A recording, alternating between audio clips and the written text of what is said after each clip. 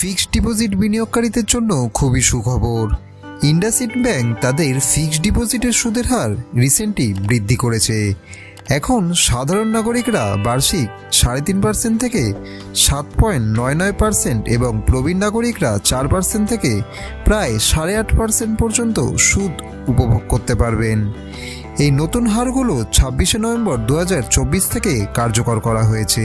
আজ আমরা এই বিষয়টি নিয়ে আলোচনা করব এবং জানব কিভাবে ঠিক সঠিক কৌশলে ফিক্সড ডিপোজিট বিনিয়োগ করে আর্থিক অবস্থার স্থিতিশীলতা বাড়ানো যায়।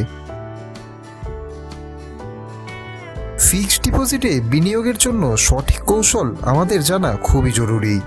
যেরকম আমাদের ছোট ছোট অংশে প্রথমে বিনিয়োগ করতে হবে। বড় পরিমাণের টাকা একসঙ্গে বিনিয়োগ না করে এটিকে ছোট ছোট অংশে ভাগ করুন। উদাহরণস্বরূপ 10 লক্ষ টাকা আপনি যদি ইনভেস্ট করতে চান, তাহলে আপনাকে 9টি 1 লক্ষ এবং 2টি 50,000 টাকার এফডি করতে হবে। এছাড়াও এতে আমাদের লিকুইডিটি বজায় রাখতে হবে। প্রয়োজনে 1টি বা 2টি এফডি ভাঙার সুযোগ থাকবে, কিন্তু তার সাথে বাকিগুলো সেই এফডির ক্ষেত্রে সুরক্ষিত থাকবে। ইন্ডাসইন্ড ব্যাংক এখন মাসিক, ত্রৈমাসিক বা বার্ষিক ভিত্তিতে সুদের অর্থ প্রদান করছে।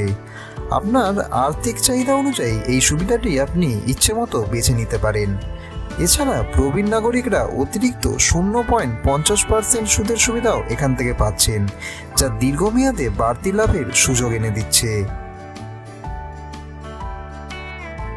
বন্ধুরা, আপনাদের ফিক্সড ডিপোজিটে 90% পর্যন্ত ঋণ নেওয়ার সুযোগ রয়েছে।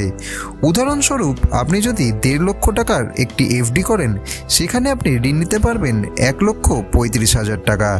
তবে ঋণের সুদের হার আপনার এফডির সুদের হারের থেকে 1 থেকে 2% বেশি হবে। রোজকার ফাইন্যান্স রিলেটেড আপডেট পাওয়ার জন্য চ্যানেলটিকে অতি অবশ্যই সাবস্ক্রাইব করে রাখুন।